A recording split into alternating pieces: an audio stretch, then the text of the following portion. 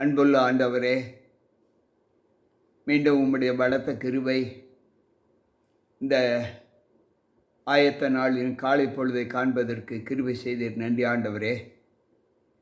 எங்களுடைய நித்திரையிலிருந்து எங்களுடைய கண்களை விழிக்கச் செய்து நல்ல எழுப்பாறுதலை தந்த தயவிற்காக மெச்சுதிக்கிறோம். இந்த ஆயத்த நாளை நாங்கள் உமக்கு பிரயோஜனமான நாளாக ஆசரிக்க எங்களுக்கு பலத்தை தாரும். எல்லாம் வல்ல ஆண்டவர், வந்திருக்கின்ற எங்கள் ஒவ்வொருவருக்குள்ளும் உம்முடைய கிருபை தங்க வேண்டும் என்று உம்முடைய கரத்தில் எங்களை ஒப்புக் கொடுக்கிறோம். மீட்பர் இயேசு கிறிஸ்துவின் நாமத்தில் ஜெபிக்கிறேன் நல்ல பிதாவே, ஆமென். அன்பு பிள்ளைகளே, மீண்டும் கர்த்தருடைய வார்த்தைகளோடு நாம் இணைவதற்கு ஆண்டவர் மிகுந்த கிருபை காண்பித்தார். அதற்காக ஆண்டவருக்கு நன்றிகளை ஏறெடுத்து தேவ சமூகத்தில் வந்திருக்கிற உங்கள் அனைவருக்கும் இந்த ஆயத்த நாளின் காலையில் வாழ்த்துக்களை தெரிவித்துக் கொள்கிறேன். கர்த்தர் நம்மோடு இருப்பாராக. இந்த நாளை ஆண்டவருக்கு பிரியமான நாளாக நீங்கள் ஆசரித்து எல்லா ஆயத்தங்களையும் செய்து முடிக்க வேண்டுமென்று உங்களை அன்போடு வேண்டிக் கொள்கிறேன். கர்த்தர் நம்மோடு இருப்பாராக. இந்த நாளில் நாம் தியானத்திற்கென்று எடுத்துக்கொள்ளப்பட்ட தேவ சத்தியம், ஊழியர்கள் தேவ ஊழியங்களை எப்படி நிறைவேற்ற வேண்டும். ஆண்டவர் சொன்ன சத்திய வார்த்தைகளை நாம் மக்களுக்கு எடுத்துரைப்பதில் நாம் எவ்வளவு ஆர்வம் காட்டுகிறோம். வேதத்தில் சொல்லியிருக்கிற வசனங்களின்படி நம்முடைய போதகங்கள் இருக்கிறதா, உபதேசங்கள் இருக்கிறதா என்பதை யோசிப்போம். ஏனென்றால் 1 பேதுரு 4வது அதிகாரம் 11வது வசனம் இப்படி சொல்லுகிறது: ஒருவன் போதித்தால் தேவனுடைய வாக்கியங்களின்படி போதிக்க கடவன் என்று சொல்லுகிறார். இன்றைக்கு போதகர்கள், ஊழியர்கள் அநேகர் எழும்பி தேவ வார்த்தைகளை மக்களுக்கு பிரகடனம் பண்ணுகிறார்கள். ஆனால் அதில் எப்படி செய்கிறார்கள், எப்படி செய்ய வேண்டும் என்பதை ஆண்டவர் நமக்கு சொல்லி இருக்கிறார். ஒரு ஆசிரியர் நமக்கு பள்ளியில் மாணவர்களுக்கு போதிக்க வேண்டும் என்று விரும்பினால் அந்த ஆசிரியர் பாடத்திட்டத்தில் எதை பாடமாக சொல்ல வேண்டுமோ அதை மட்டும்தான் சொல்லிக் கொடுக்க வேண்டும். அதே போல ஒரு திருச்சபையை நடத்துகிற ஊழியர்கள், போதகர்கள் வேதாகமத்தில் நமக்கு என்ன அறிவுரைகளை, ஆலோசனைகளை உபதேசிக்க வேண்டும் என்று ஆண்டவர் சொல்லுகிறாரோ அவைகளை மட்டும்தான் போதிக்க வேண்டும். இன்றைக்கு வேதாகமத்தில் ஆண்டவர் நமக்கு என்ன போதனைகளை கொடுத்திருக்கிறார், எதை சொன்னால் மக்கள் சீராவார்கள் என்பது இன்றைக்கு அநேகருக்கு தெரியவில்லை. சிலர் சத்தியத்தை மறைத்து, வேதத்தில் சொல்ல வேண்டிய சத்தியத்தை மறைத்து சொல்லாமல் போவதை நாம் பார்க்கிறோம். அதற்கு உதாரணமாக வேதாகமத்தில் ஒரு வசனம் உண்டு. எசேக்கியேல் தீர்க்கதரிசன புத்தகம் 22வது அதிகாரம் 26வது வசனம். அந்த வசனம் எப்படி சொல்லுகிறது என்றால், அதன் ஆசாரியர்கள் என் வேதத்திற்கு அநியாயம் செய்து என்று அந்த வசனம் ஆரம்பிக்கிறது. ஆசாரியர்கள் என் வேதத்திற்கு அநியாயம் செய்து பரிசுத்தம் உள்ளதற்கும் பரிசுத்தம் இல்லாததற்கும் உண்டான வேற்றுமையை காண்பியாமலும், அசுத்தம் உள்ளதற்கும் அசுத்தம் இல்லாததற்கும் உண்டான வித்தியாசத்தை காண்பியாமலும், இங்கு என் ஓய்வு நாட்களுக்கு தங்கள் கண்களை மூடிக்கொள்ளுகிறார்கள். அவர்கள் நடுவே நான் கனயீனம் பண்ணப்படுகிறேன் என்று இங்கு ஆண்டவர் சொல்லுகிறார். ஓய்வு நாள் என்பது தேவனுடைய கற்பனைகளில் ஒன்று. ஆண்டவர் 10 வழிமுறைகளை நமக்கு கற்றுக் கொடுக்கிறார். அந்த 10 வழிமுறைகளிலே நாம் பின்பற்ற வேண்டிய அவசியமான ஒரு கட்டளை ஓய்வு நாள். மனிதன் ஆண்டவருக்கு செய்யக்கூடிய, ஆண்டவருக்கு பயந்து நடக்கக்கூடிய வழிமுறைகளில் 4வது பிரமாணம் அது. ஆண்டவர் 10 கற்பனைகளை 2 கற்பலகைகளில் எழுதி கொடுத்தார். ஒன்று மனிதன் தேவன் மீது காட்டுகிற அன்பிற்கும், 4 மனிதன் மக்கள் மீது காண்பிக்கிற அன்பு, 6. இந்த 2ஐயும் சேர்த்து தான் 10 கட்டளையாக 10 கற்பனையாக ஆண்டவர் எழுதி கொடுத்தார். தேவ அன்பு, மனுஷிக அன்பு. இன்றைக்கு அநேகர் பார்க்கிறோம், தேவ அன்பு மட்டும் காண்பிக்கிற கூட்டம் உண்டு. ஆனால் மனுஷிக அன்பை காண்பிக்கிற கூட்டம் இல்லை. அடுத்த ஒரு கூட்டம் மனுஷிக மக்கள் மத்தியில் அன்பு காட்டுகிற ஒரு கூட்டம், தேவன் மீது அன்பில்லாத ஒரு கூட்டம். இந்த தேவன் மீது அன்பில்லாத ஒரு கூட்டத்திற்கு என்ன காரணம் என்பதை வேதம் சொல்லுகிறது. ஆசாரியர்கள் வேதத்தை சரிவர போதிக்கவில்லை என்று அங்கு ஆண்டவர் சொல்லுகிறார். எனக்கு பிரியமான தேவ பிள்ளைகளே, இங்கு சங்கீதக்காரர் பாடுகிறார். 40வது சங்கீதம் 10வது வசனம். உம்முடைய நீதியை நான் என் இருதயத்திற்குள் மறைத்து வைக்கவில்லை, உமது சத்தியத்தையும் உமது இரட்சிப்பையும் சொல்லி இருக்கிறேன் என்று சொல்லுகிறார். உம்முடைய நீதியை நான் என் இருதயத்தில் மறைத்து வைக்கவில்லை, உம்முடைய சத்தியத்தை நான் எல்லோருக்கும் சொல்லி இருக்கிறேன் என்று அங்கு தாவீது சொல்லுகிறார். அன்பு பிள்ளைகளே, அப்படி என்றால் நாம் தேவ சத்தியத்தின் மகத்துவங்களை எப்படி அறிந்து கொள்ள வேண்டும் என்பதை சற்று சிந்திக்க வேண்டும். இன்றைக்கு தேவனுடைய ஜீவிதத்திலே ஆண்டவர் நமக்கு கற்றுக் கொடுக்க வேண்டும் என்று எதை சொல்கிறாரோ அதை ஆசாரியர்கள், ஊழியர்கள் சொல்லித்தர வேண்டும். அப்பொழுதுதான் சத்தியம் என்ன என்று மக்கள் அறிவார்கள். சத்தியத்தையும் அறிவீர்கள், சத்தியம் உங்களை விடுதலையாக்கும் என்று சொன்ன தேவனுடைய வாக்கு முழுமையுமாக முற்றுப்பெறும். அப்போஸ்தலர் 20வது அதிகாரம் 20வது வசனம் சொல்லுகிறது, பிரயோஜனமானவைகளில் ஒன்றையும் நான் உங்களுக்கு மறைத்து வைக்கவில்லை, வெளியரங்கமாக வீடுகள் தோறும் நான் உங்களுக்கு பிரசங்கித்து உபதேசம் பண்ண தேவனிடத்திற்கும் மனம் திரும்புவதை குறித்து நம்முடைய கர்த்தராக இயேசு கிறிஸ்துவை விசுவாசிப்பதை குறித்தும் நான் யூதருக்கும் கிரேக்கருக்கும் நான் சாட்சியாக அறிவித்தேன் என்று சொல்லுகிறார். அன்பு பிள்ளைகளே, பிரயோஜனமானவைகளில் ஒன்றையும் நான் உங்களுக்கு மறைத்து வைக்கவில்லை. நீங்கள் வெளியரங்கமாய் நான் சொல்கிற வார்த்தைகளை உங்கள் வீடுகள் தோறும் வந்து நான் பிரசங்கித்து நீங்கள் தேவனிடத்திற்கும் மனம் திரும்புகிற ஒரு அனுபவத்தை நான் உங்களுக்கு கற்றுக் கொடுத்து வந்தேன் என்று பவுல் சொல்லுகிறார். அதே அதிகாரம் 20வது அதிகாரம் 26வது வசனம் அப்போஸ்தலரிலே அங்கு ஆண்டவர் சொல்லுகிற வார்த்தை என்னவென்றால், தேவனுடைய ஆலோசனையில் ஒன்றையும் நான் மறைத்து வைக்காமல் எல்லாவற்றையும் உங்களுக்கு அறிவித்தபடியினாலே, நான் தேவனுடைய ஆலோசனைகளில் ஒன்றையும் நான் உங்களுக்கு மறைத்து வைக்கவில்லை, எல்லாவற்றையும் உங்களுக்கு அறிவித்திருக்கிறேன் என்று அங்கு ஆண்டவர் சொல்லுகிறார். கிறிஸ்து இயேசுவுக்குள் அன்பான உடன் விசுவாச பிள்ளைகளே, தேவ சமூகத்தில் நாம் ஆலோசனைகளை ஒன்றும் மறைக்காமல் தேவனுக்கு உகந்த ஒரு ஊழியத்தை நான் செய்து வருகிறேன் என்று பவுல் திட்டமாய் சொல்லுகிறார்.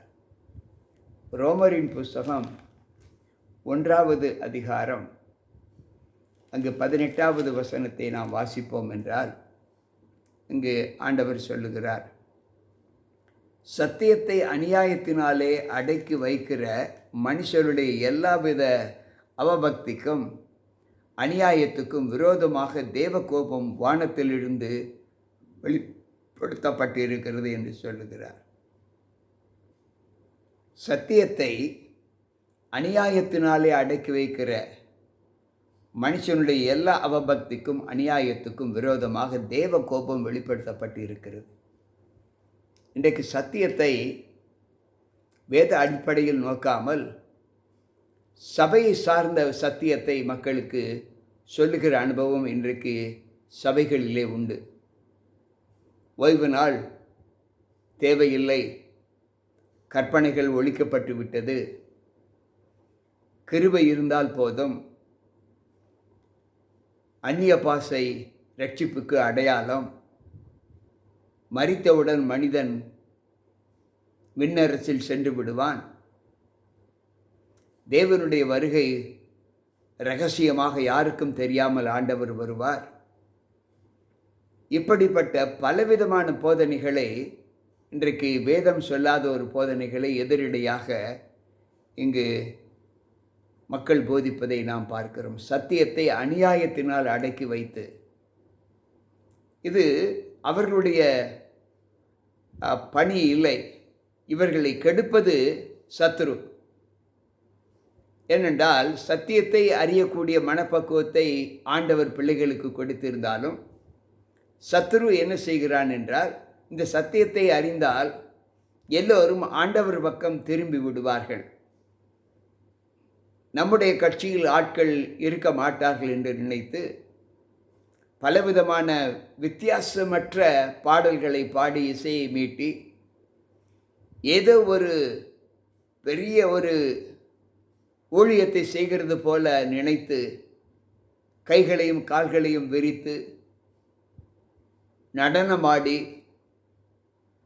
பலவித பேய்களை துரத்துகிற அனுபவத்தோடு, அசுத்தாவிகளை துரத்துகிற அனுபவத்தை அங்கு திருச்சபைகளில் மக்களுக்கு காண்பித்து அதுதான் உண்மை என்று நம்பக்கூடிய அளவிற்கு இன்றைக்கு மக்கள் சத்தியத்தை அநியாயத்தினால் அடக்கி வைத்து ஊழியம் செய்வதை நாம் பார்க்கிறோம். வேதம் என்ன சொல்லுகிறது என்றால், அவர்களுக்கு விரோதமாக தேவ கோபம் வெளிப்படுத்தப்பட்டு இருக்கிறது என்று இங்கு ஆண்டவர் சொல்லுகிறார். எனக்கு பிரியமான தேவ பிள்ளைகளே, இந்த அனுபவத்திலே நாம் தேவனுக்குள் எப்படி இருக்க வேண்டும் என்பதை சற்று யோசிப்போம். அப்போஸ்தலர் 17வது அதிகாரத்திலே 29வது வசனத்தை நாம் வாசிப்போம் என்றால், அங்கு ஆண்டவர் சொல்லுகிற சத்தியம், அவர் சொல்லுகிறார், நாம் தேவனுடைய சந்ததியாய் இருக்க மனுஷருடைய சித்திர வேலையினாலும் யுக்தியினாலும் உருவாக்கின பொன் வெள்ளி இவைகளுக்கு தெய்வம் ஒப்பாய் இருக்கும் என்று நாம் நினைக்க கூடாது. அன்பு பிள்ளைகளே, இங்கு ஆண்டவர் சொல்லுகிறார், இப்படி இருக்க நாம் தேவனுடைய சந்ததியாய் இருந்தோம், மனுஷருடைய கை வேலையினால் செய்யப்பட்ட யுக்தியினால் உருவாக்கப்பட்ட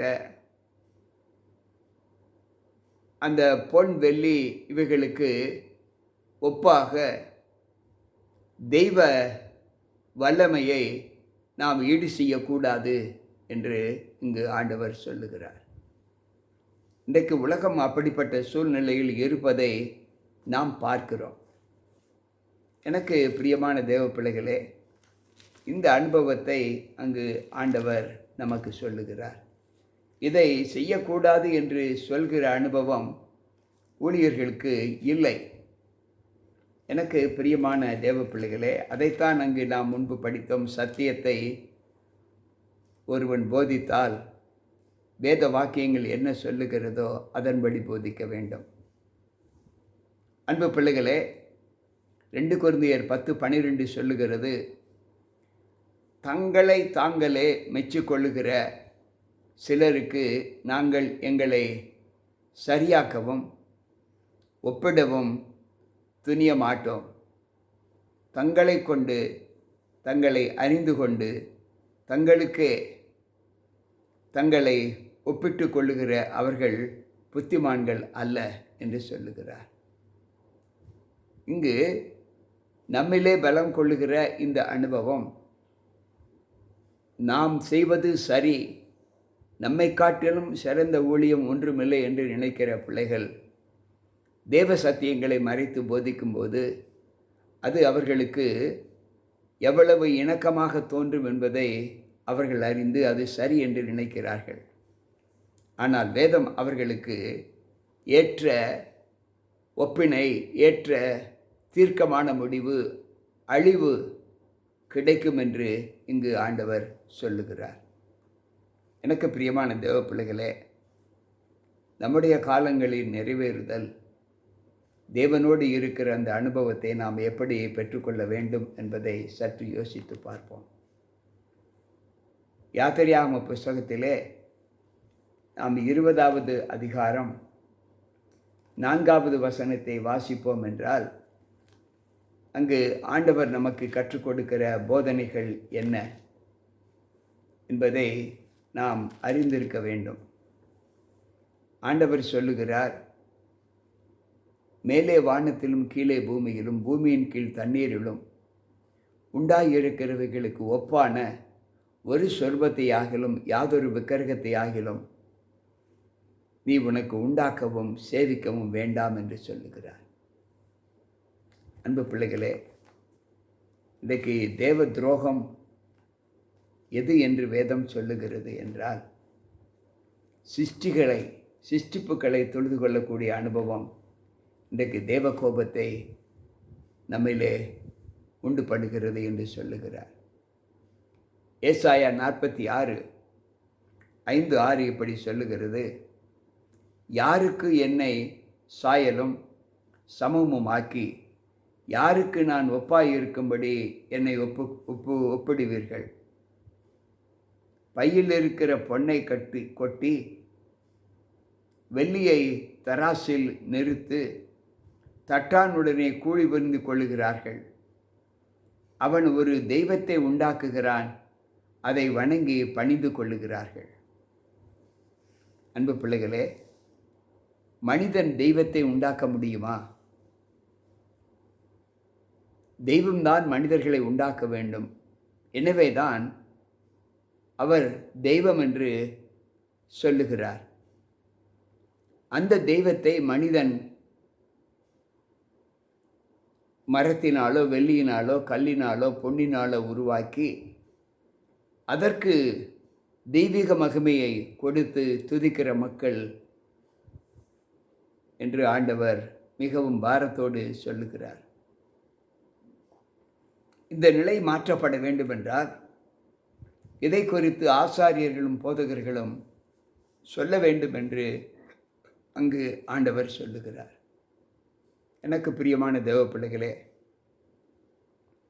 ஆண்டவருக்கு விரோதமாக ஊழியம் என்பது தேவன் எதை செய்ய வேண்டாம் என்று சொன்னாரோ அதை செய்யாமல் இருப்பதும், எதன்படி நடக்க வேண்டுமென்று கட்டளையிட்டாரோ அதை கை கொள்ள வேண்டுமென்று போதியாமல் இருப்பதுதான் ஆண்டவர் அந்த ஊழியர்கள் மீது கொள்ளுகிற கோபம்.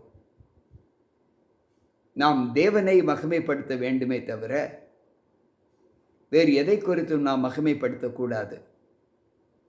தேவனில் பெரியவர் இந்த லோகத்தில் யாரும் இல்லை. அவரே சிருஷ்டிகர், அவரே நம்மை ரட்சிக்கிறவர், ஒவ்வொரு நாளும் நம்முடைய வேண்டுதல்களை கேட்கிறவர். நாம் விண்ணப்பம் பண்ணும் போதுமெல்லாம் அவர் நம்முடைய மன நிறைவை பூர்த்தி செய்கிற தேவன். ஆபத்து காலத்தில் அனுகூலமான துணையானவர். நம்மை நியாய தீர்ப்பில் நம்மை விசாரிக்கிறவர். பாவத்திலிருந்து நாம் விடுதலையாக வேண்டுமென்று தம்மைத்தாமே இந்த லோகத்தின் மக்களுக்காக நமக்காக இரத்தம் சிந்தி தன்னை மரணத்திற்கு ஒப்பு கொடுத்த தேவன். அப்படிப்பட்ட தேவன் சொல்லுகிறார், நீ போதித்தால் என் வாக்கியங்களின்படி போதி என்று சொல்லுகிறார். கேட்டுக்கொண்டிருக்கிற அன்பான தேவ பிள்ளைகளே, இந்த அனுபவத்திலே நம்முடைய வாழ்க்கை எந்த அளவு தேவனை மகிமைப்படுத்துகிறது என்பதை யோசித்து தேவனுக்குள் இருக்கிற மேலான நம்பிக்கைக்கு சாட்சியாக நம்மை தேவ சமூகத்தில் ஒப்புக் கொடுக்க வேண்டும் என்று ஆண்டவர் விரும்புகிறார். ஓசியாவின் புஸ்தகத்திலே ஆண்டவர் சொல்லுகிற சத்திய வார்த்தைகள் எப்படி இருக்கிறது என்றால், ஓசியாவின் புஸ்தகம் 7வது அதிகாரம் 8வது வசனம் சொல்லுகிறது, எப்பிராயிம் அந்நிய ஜனங்களோடு கலந்திருக்கிறான், எப்பிராயிம் திருப்பி போடப்படாத அப்பம் என்று சொல்லுகிறார். எனக்கு பிரியமான தேவ பிள்ளைகளே, நம்முடைய காலங்களின் நியமங்கள் எப்படிப்பட்டதாய் காணப்படுகிறது என்பதை யோசித்து பார்ப்போம். எப்பிராயிம் திருப்பி போடப்படாத அப்பம், எப்பிராயிமின் விக்கிரகங்களோடு இணைந்திருக்கிறான், அவனை போக விடு என்று ஓசியா 3:17 சொல்லுகிறது. எனவே தான் எப்பிராயிம் கோத்திரத்திலே ஆண்டவர் அந்த 12,000 பிள்ளைகளை தெரிந்து கொண்டாரே, அந்த எப்பிராயிம் சந்ததி அந்த கோத்திரத்தில் இல்லை. தான் கோத்திரத்திலும் எப்பிராயிம் கோத்திரத்திலும் ஆண்டவர் அந்த 12,000 பேரை தெரிந்து கொள்ளவில்லை. எனக்கு பிரியமான தேவ பிள்ளைகளே, தேவ பங்கிலே பங்கு பெறாத ஒரு கூட்டம் இருக்கும் என்றால், வேதத்தை கை கொள்ளாத கூட்டம், வேதத்தின்படி போதியாத ஒரு கூட்டம், இவை இரண்டுமே தேவனுக்குள் மகிமை பொருந்தியதாக காணப்பட வேண்டும். இதை குறித்து என் வேதத்திற்கு அநியாயம் செய்து என்று ஆண்டவர் சொல்லுகிறார். அப்படிப்பட்ட பிள்ளைகளுடைய நிலை என்ன ஆகும் என்பதை வேதம் நமக்கு சொல்லுகிறது என்பதை ஒரு வசனத்தின் மூலமாக நாம் வாசிப்போம். ஏசாயா தீர்க்கதரிசியின் புஸ்தகம் 9வது அதிகாரம் 16வது வசனம் இப்படி சொல்லுகிறது, இந்த ஜனத்தை நடத்துகிறவர்கள் எத்தருமாய், அவர்களால் நடத்தப்படுகிறவர்கள் நாசமடைகிறவருமாய் இருக்கிறார்கள். சத்தியத்திற்கு செவி கொடுக்காத பிள்ளைகள் தங்கள் சுய இச்சைகளுக்கேற்ற போதகங்களை, சபை சார்ந்த சத்தியத்தை மக்களுக்கு பிரகடனம் செய்யும்போது அவர்கள் நாசமடைவார்கள் என்று வேதம் சொல்லுகிறது. அவர்கள் மாத்திரமல்ல, அவரால் உருவாக்கப்பட்ட அவர்களால் அவர்களுக்கு அடிமையாக இருக்கிற, அதன்படி நடக்கிற பிள்ளைகளுக்கும் அந்த தீர்ப்பு வரும். எனக்கு பிரியமான தேவ பிள்ளைகளே, எனவே ஆண்டவர் சொல்லுகிறார், ஊழியம் செய்வது தேவ சத்தியத்தின்படி செய்ய வேண்டும். அதை மாற்றியோ இல்லாத ஒன்றை சத்தியமாக போதித்தாலோ அது போதிக்கிறவர்களுக்கு ஆக்கினையும், அதை பின்பற்றி நடக்கிறவர்களுக்கு ஆக்கினையும் வரும். எப்படி என்றால், சாத்தான் தன் சுய இச்சைக்கு கீழாக அங்குள்ள தூதர்களை ஏமாற்றினான். அவன் இருதயத்தின் எண்ணங்களை ஆண்டவர் அறிந்து அவனை கீழே தள்ளிவிட்டார். அவன் வரும்போது அவனோடு சேர்ந்த தூதர்களும் கீழே இழுத்து கொண்டு வந்தான். இந்த நிலை இன்றைக்கு சத்தியத்தின் பாதையிலையும் நடந்து கொண்டு இருக்கிறது என்று ஆண்டவர் நமக்கு சொல்லுகிறார். கேட்டுக்கொண்டிருக்கிற அன்பான தேவ பிள்ளைகளே, எது சத்தியம் என்பதை நீங்கள் அறிந்து அந்த சத்தியத்தின் வழியிலே நீங்கள் நடவுங்கள். தேவனிடத்தில் கேளுங்கள். சத்திய வார்த்தைகள் உண்மையா என்பதா, இப்பொழுது நான் போதிக்கிற இந்த சத்திய வார்த்தைகள் உண்மையா இல்லையா என்பதை ஆண்டவரிடத்தில் கேளுங்கள். நிச்சயமாக ஆண்டவர் சொல்லுவார். என் சத்தியத்தை நான் போதிக்கிற இந்த சத்தியத்தை நீங்கள் நம்ப வேண்டாம். இது உண்மையா, வேதத்தின் அடிப்படையில் உண்மையா என்பதை நீங்கள் தேவ சமூகத்தில் பரிசுத்த ஆவியானவர் மூலமாக கேட்டு அறியுங்கள். அப்பொழுது கர்த்தர் நாம் சத்தியத்தில் நடக்கிற ஒரு ஆசீர்வாதத்தை நமக்கு கொடுப்பார். நேற்றைய தினத்தில் நான் யோபுவுக்கு 7 குமாரர்களும் 7 குமாரத்திகளும் என்று தவறுதலாக சொல்லிவிட்டேன்.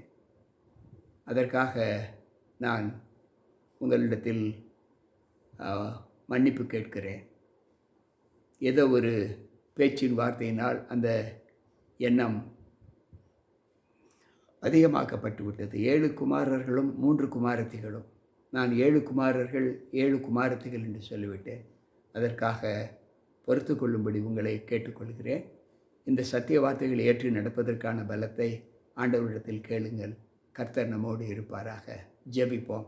அன்பு ஆண்டவரே, உம்முடைய சத்திய வார்த்தைகளை நாங்கள் ஏற்றி நடப்பதற்கான பலத்தை எங்களுக்கு தந்து, இதுதான் சத்தியம் என்பதை நாங்கள் அறிந்து, இந்த சத்தியத்தின் பாதையிலே நாங்கள் எங்களை நடத்த, சத்தியத்தையும் அறிவீர்கள், சத்தியம் உங்களை விடுதலையாக்கும் என்று சொன்ன என் தேவனுடைய வாக்கை நம்பி நாங்கள் ஜீவிக்க எங்களை உம்முடைய பிள்ளைகளாக மாற்றும். உம்முடைய பாத அடிச்சுவடைகளை நாங்கள் பின்பற்றி நடப்பதற்கு எங்களுக்கு இந்த போதனையை ஆண்டவரை ஆசீர்வதித்து தாரும். மீட்பர் இயேசு கிறிஸ்துவின் நாமத்தில் ஜெபிக்கிறேன் நல்ல பிதாவே, ஆமென். அன்பு பிள்ளைகளே, மீண்டும் கர்த்தருடைய வார்த்தைகளோடு நாளை சந்திப்போம். உங்கள் போதகர் ஜி.கே. ராபர்ட். இந்த சத்தியம் உங்களுக்கு மிகுந்த பிரயோஜனமாக இருக்கும் என்று நான் கர்த்தருக்குள் நம்புகிறேன். மீண்டும் நாளை சந்திப்போம். ஆமென்.